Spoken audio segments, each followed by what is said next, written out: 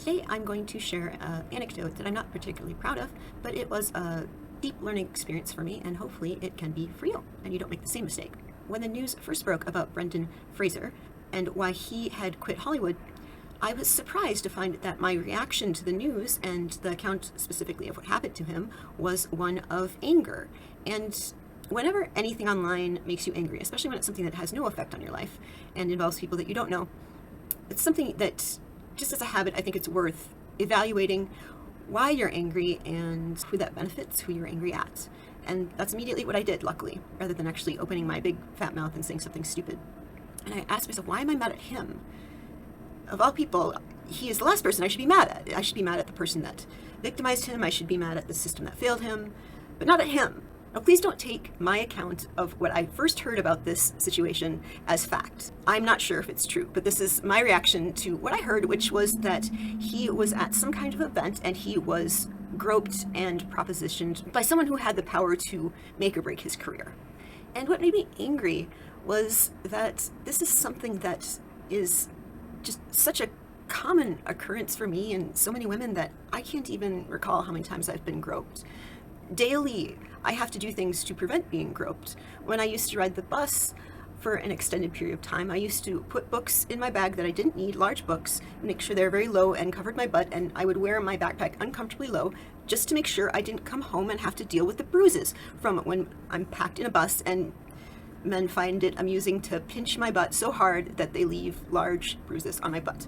And not being able to do anything about it and having to drastically change every aspect of my life to try to avoid it, and there is no avoiding it, but you do what you can, and knowing that there's no point of reporting it, and the frustration of one event affecting him so deeply and it being an everyday occurrence for me.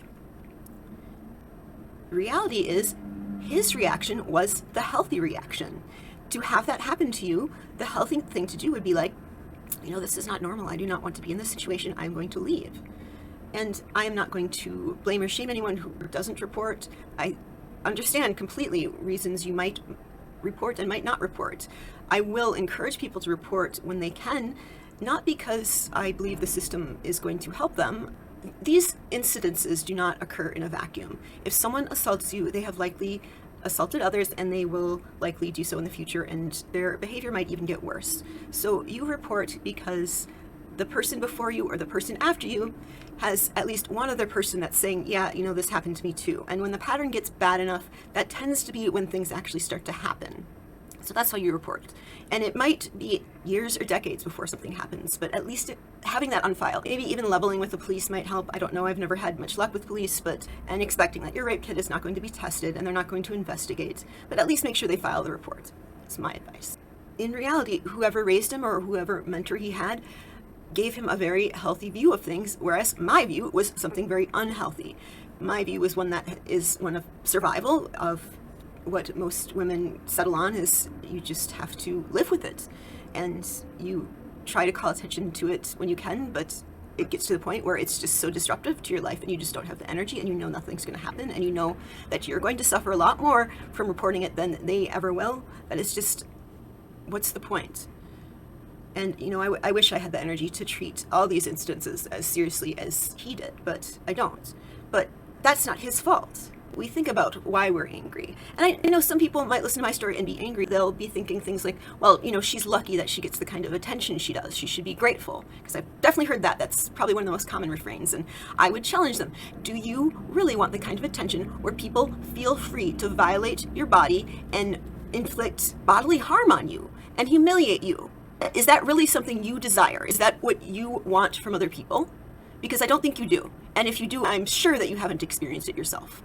Because that is not what the experience is like. It is not empowering. It is not flattering. It is humiliating and scary. And it is incredibly frustrating having to deal with that on a regular basis, I assure you. It wears you down. And one incident might not be a big deal, but when it's a common thing, when you never know when it's going to happen, and just whatever you do, just living your life is something you can't avoid it is very damaging to anyone. It's not that women are weak. It is actually that women are probably too strong and put up with it too much.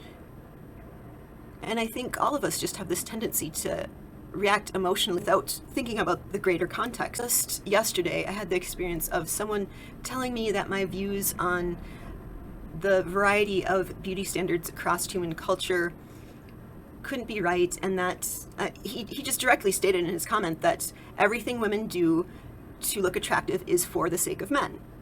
Now, mind you, obviously lesbians exist and asexuals exist, but apparently we're just all trying to attract men.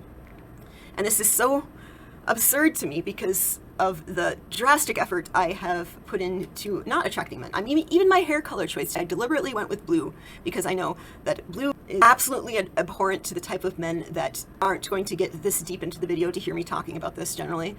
And especially because it's not my sexual assault that I'm talking about. I'm talking about someone else's assault, and I just didn't think that was appropriate. I still just don't feel right to attract that kind of attention to someone else's pain. I don't know what to do other to assure him that I have no interest in attracting him, has no benefit to me, and actually would likely be a detriment and annoying, if not outright putting me in danger. I believe this is why men go up to women and tell them straight out what they could be to be more attractive, because they honestly believe that that's helpful information, because what women do to look attractive is all for men.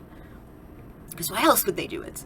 But I think that's why they get so angry and why it is such an emotional experience for men. And I mean, there's things that are true for all of us where this is the case. If we were to have these beliefs challenged, whether they're true or not, it's something very traumatic almost. It's something we're not going to react to positively, and we are likely to double down in our beliefs because we want these things to be true, and that's something that we always need to challenge. And I believe they may act so negatively to having this belief challenged because it is such a validating belief that half of humanity exists just for your visual pleasure, and that everything that they do regarding their looks is for your benefit, and they would be happy to do that better.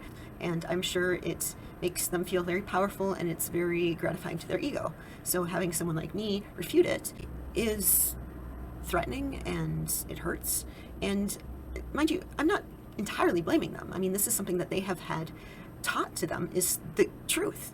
So it's not as if they are just choosing to believe this on a whim because it makes them feel good. It's something that they have had reinforced over and over again. But it is also something they have a responsibility to challenge because it's simply not true. And their experiences, if they were to listen to them and to listen to women, would validate that this is not the case.